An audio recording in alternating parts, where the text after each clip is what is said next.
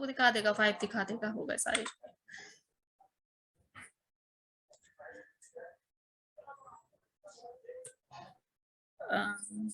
एक मैसेज दे देती हूँ यहाँ पर।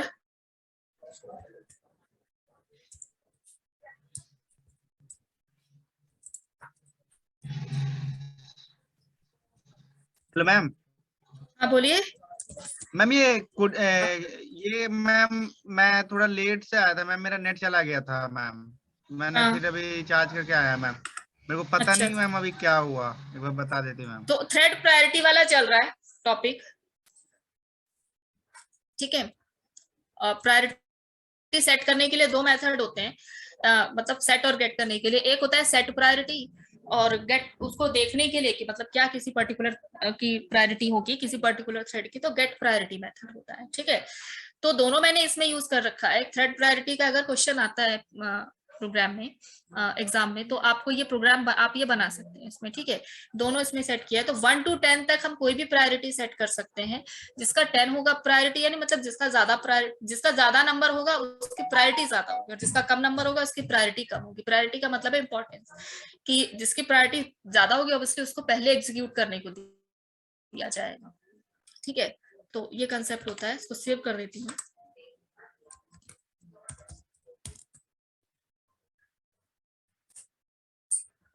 ठीक है, इसको चला हैं।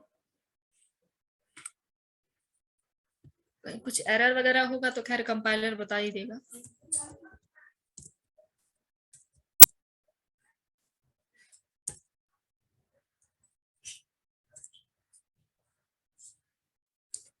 देखिए डिफॉल्ट प्रायोरिटी हमने कुछ सेट नहीं की, तो अपने आप क्या निकल के आया है 5, और जब मैंने 7 उसको सेट कर दिया है तो लिखा है कि थ्रेड प्रायोरिटी इज 7, ठीक है। तो प्रायोरिटी का मतलब होता है इंपॉर्टेंस, जिसकी ज्यादा प्रायोरिटी होती है उसके उसके अकॉर्डिंग काम करता है वो, ठीक है।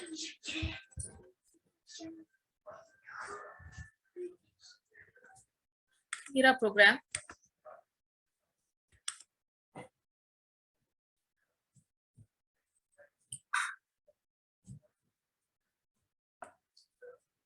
देख लीजिए, कोई डाउट है तो पूछिए।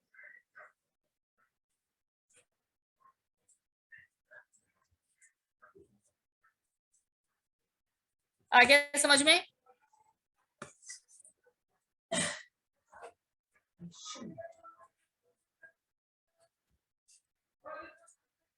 कोई डाउट है तो पूछिए, नहीं तो आगे टॉपिक करते हैं हम लोग। मैम एक बार आउटपुट दिखाना। आउटपुट दिखा, अच्छा ये रहा नीचे 3 लाइन का आउटपुट।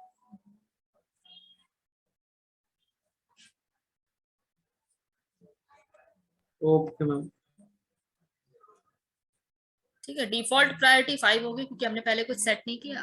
फिर हमने जब सेट किया 7 सेट कर दिया तो 7 उसने दिखा दिया।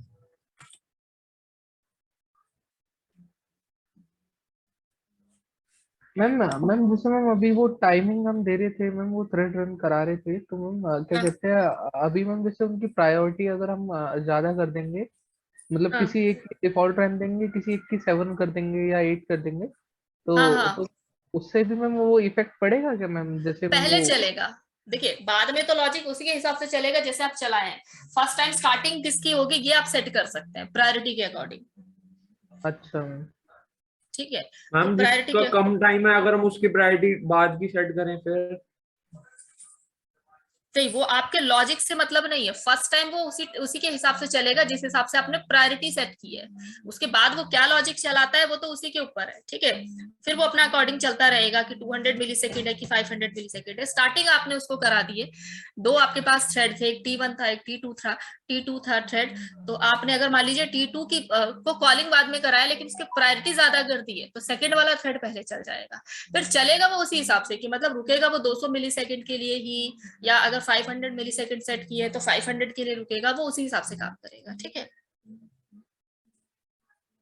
तो प्रायोरिटी का मतलब है कि स्टार्टिंग, कि आपने इसको स्टार्टिंग करा दी है, अब वो उसके हिसाब से अपना बाकी सब अपने हिसाब से काम करते रहेंगे जैसा लॉजिक दिया गया है, ठीक है। नेक्स्ट टॉपिक पे आए। Yes ma'am. Yes ma'am. ठीक है, तो आते हैं नेक्स्ट टॉपिक पे। प्रायोरिटी हो गया, प्रोग्राम भी दिखा दी, ये रहा। नेक्स्ट है थ्रेड शेड्यूलिंग, थ्योरी पार्ट है ये, और ये भी पूछा जाता है एग्जाम में। इस पे ना एडवांटेजेस एंड डिसएडवांटेजेस ये पूछे जाते हैं, ठीक है। तो देखिए शेड्यूलिंग का मतलब क्या होता है? शेड्यूलिंग का मतलब होता है अरेंजमेंट, जैसे टाइम टेबल सा बना दिया आपने किसी चीज का, उसको शेड्यूलिंग कहते हैं। दो टाइप की होती है थ्रेड के साथ, दो टाइप की होती है, एक प्रीएम्प्टिव शेड्यूलिंग और एक टाइम स्लाइसिंग। आई थिंक ये पहले भी हम लोग डिस्कस कर चुके हैं। इसमें मैंने ये बताया था कि एक तो होता है प्रायोरिटी के बेस पे, तो प्रायोरिटी कैसे सेट करते हैं या कैसे गेट करते हैं वो हम लोगों ने पढ़ लिया। तो हाईएस्ट प्रायोरिटी जिसकी होगी वो चाहे उसके पास ज्यादा काम हो, चाहे उसके पास कम काम हो, कैसा भी काम हो, वो पूरी तरीके से एग्जीक्यूट करा के फिर वो बाहर आएगा, ठीक है। दूसरा तरीका होता है टाइम स्लाइसिंग का, ठीक है। टाइम स्लाइसिंग का मतलब है कि हर थ्रेड को आपने एक पर्टिकुलर टाइम दे दिया है, ठीक है, मतलब आपके ओएस ने सेट कर दिया है कि हर थ्रेड सिर्फ, हाँ बोलिए मैम। इसके पहले हमने 2 प्रोग्राम मैम जो करा था मैम, पहला वाला रनेबल वाला मैम, उसमें भी हम लोग चाहते तो प्रायोरिटी सेट कर सकते थे मैम। हाँ, वही तो इन लोगों ने पूछा कि उसमें हम सेट कर दे, तो उसमें भी आप सेट कर सकते हैं। आप T2 लिए हैं, आप T1 लिए हैं, तो नीचे स्टार्ट में है ना, स्टार्ट के बाद आप वो लाइन लिख दीजिए कि क्या प्रायोरिटी आप सेट करना चाहते हैं जिसकी, ठीक है, तो वो काम कर जाएगा उसके हिसाब से। तो मैम अगर सपोज अगर हाईएस्ट प्रायोरिटी अगर सेट कर दे तो मैम, तो सबसे पहले फर्स्ट वाले में तो पहले पूरा फर्स्ट वाला रन होता है, उसके बाद ही सेकंड वाले नहीं, आपने लूपिंग चलाई है ना, तो स्टार्टिंग पहले उसी की होगी जिसकी प्रायोरिटी सेट की गई है। जिसकी प्रायोरिटी ज्यादा सेट की गई है पहले वही चलेगा, बाद में तो वो लूपिंग अपने हिसाब से चलाएगा। Okay ma'am. तो बात करते हैं प्रीएम्प्टिव शेड्यूलिंग और टाइम स्लाइसिंग की। तो प्रीएम्प्टिव शेड्यूलिंग में क्या होता है, जो हाईएस्ट प्रायोरिटी थ्रेड होता है वो अपना काम एग्जीक्यूट करा के बाहर आ जाता है या डेड पोजीशन में आ जाता है। और टाइम स्लाइसिंग में क्या होता है कि एक पर्टिकुलर टाइम के लिए वो चलते हैं और फिर अपना काम एग्जीक्यूट कराते हैं, फिर बाहर आ जाते हैं, वेटिंग पोजीशन में चले जाते हैं, मतलब उसको प्रोसेसर से बाहर कर दिया जाता है, फिर वो दोबारा से जाए अपना बचा हुआ काम लेके वो लाइन में लग जाते हैं। फिर उसके बाद जब उनका फिर से नंबर आएगा, फिर वो अपने बाकी काम को लेकर फिर एग्जीक्यूट कराएंगे। तो हम लोगों ने इस सेंस में कंटेक्स्ट स्विचिंग भी पढ़ा था कि सारे थ्रेड आपस में कंटेक्स्ट स्विचिंग करते हैं। तो हम टाइम स्लाइसिंग के थ्रू भी कर सकते हैं और प्रीएम्प्टिव शेड्यूलिंग के थ्रू भी कर सकते हैं, ठीक है। ये एल्गोरिथम आप पढ़ेंगे आगे जब ऑपरेटिंग सिस्टम वगैरह पढ़ेंगे ना, तो उसमें होते हैं बहुत सारे एल्गोरिथम। एक होता है शॉर्टेस्ट जॉब फर्स्ट, जिसके पास कम काम है सबसे पहले उसको एग्जीक्यूट करा दो। एक होता है फर्स्ट कम फर्स्ट सर्व, जो सबसे पहले आया है पहले उसको वो एग्जीक्यूट करा दो। और एक इसमें टाइम स्लाइसिंग में ये वाला यूज होता है राउंड रॉबिन, इसमें टाइम सेट होता है, ठीक है। तो बहुत सारे एल्गोरिथम होते हैं, वो खैर आप ऑपरेटिंग सिस्टम जब पढ़ेंगे ना उसमें डिटेल में पढ़ेंगे,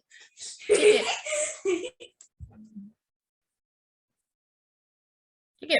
तो पढ़ लेते हैं इसमें क्या लिखा हुआ है। प्रीएम्प्टिव शेड्यूलिंग इन दिस, इसमें क्या होता है, highest priority thread continues to execute unless it dies, अपना पूरा काम खत्म करके ही वो मतलब डेड पोजीशन में जाएगा, ठीक है। waits or is preempted by higher priority thread or thread coming into existence। हाँ ये देखिए, ये मेन पॉइंट लिखा हुआ है। इसका मतलब ये है कि अगर एक हायर प्रायोरिटी थ्रेड एग्जीक्यूट कर रहा है और उसी वक्त उससे भी हायर प्रायोरिटी का कोई थ्रेड आ गया, मान लीजिए एक थ्रेड है T1, उसकी प्रायोरिटी आपने 6 सेट कर रखी है और ये एग्जीक्यूट कर रहा है, ठीक है, ये एग्जीक्यूट कर रहा है प्रोसेसर के पास जाके, और इतने में ही एक T2 नाम का थ्रेड आया और इसकी प्रायोरिटी मान लीजिए 9 है, तो ये वेट नहीं करेगा, ठीक है, ये इसको रोक देगा और खुद एग्जीक्यूट करने चला जाएगा, क्योंकि इसके पास इससे भी ज्यादा इंपॉर्टेंट काम है, ठीक है। तो ये कंसेप्ट भी आता है प्रीएम्प्टिव शेड्यूलिंग में कि हाईएस्ट प्रायोरिटी थ्रेड, और अगर मान लीजिए इसको T1 को कोई डिस्टर्ब नहीं करेगा तो पहले पूरा काम अपना खत्म करेगा, तब वो डेड पोजीशन में जाएगा, ठीक है। तो ये होता है प्रीएम्प्टिव शेड्यूलिंग में या हाईएस्ट प्रायोरिटी थ्रेड में। उसके बाद आता है time slicing, a thread executes for a specific slice of time and then enters the ready queue. At this point the thread scheduler determines whether it should return to the thread to the ready state or schedule a different thread।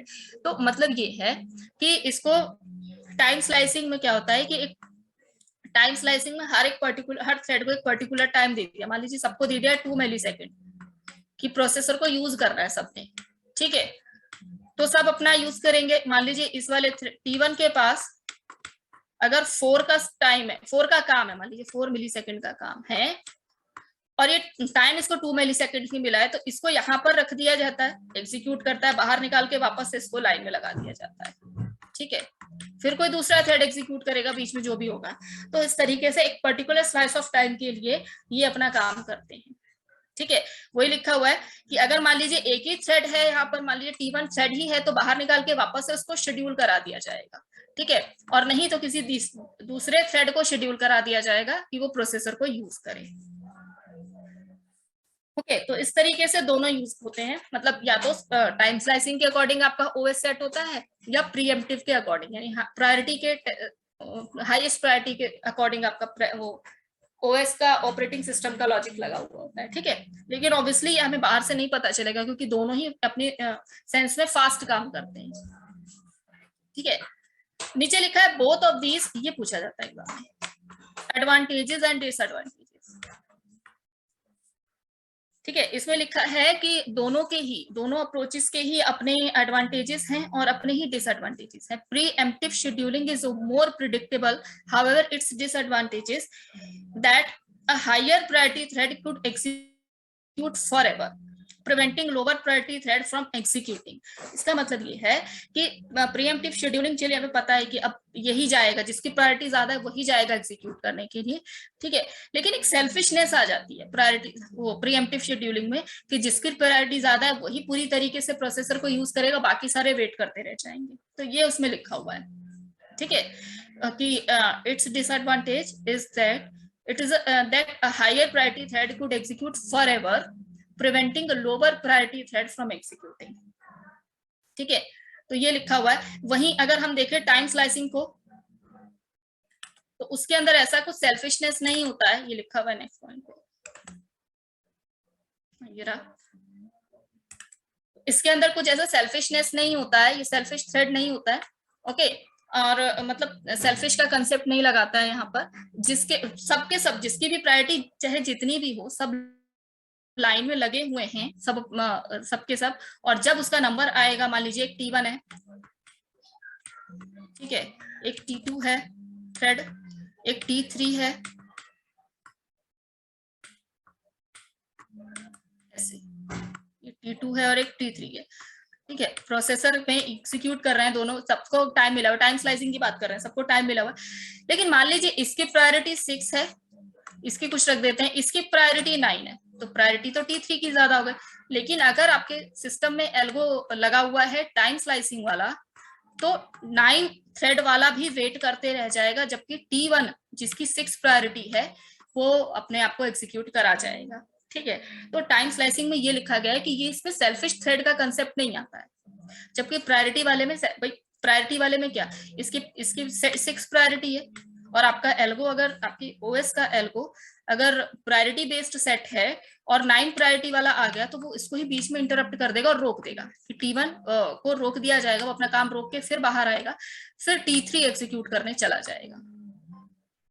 तो वो concept होता है highest priority thread में, ठीक है। लेकिन time slicing में ऐसा नहीं है, आपके पास कितनी भी प्रायोरिटी हो, आप कितने भी वीआईपी हो, लाइन में लगना ही पड़ेगा आपको, ये टाइम स्लाइसिंग कहता है, ठीक है। आ गया समझ में? Yes ma'am. Yes ma'am. हाँ, तो ये कंसेप्ट है भाई दोनों का। तो यहाँ तक रखते हैं आज। नेक्स्ट टॉपिक बहुत बड़ा है, थोड़ा सा सिंक्रोनाइजेशन है एक्चुअली, और ये फिर हम लोग नेक्स्ट क्लास में खत्म करेंगे, ठीक है।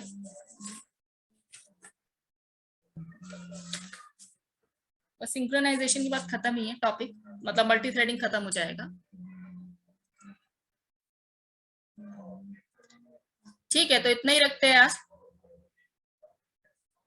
बाकी फिर नेक्स्ट क्लास में कंटिन्यू करेंगे, ठीक है। ठीक है ma'am, thank you ma'am. Okay.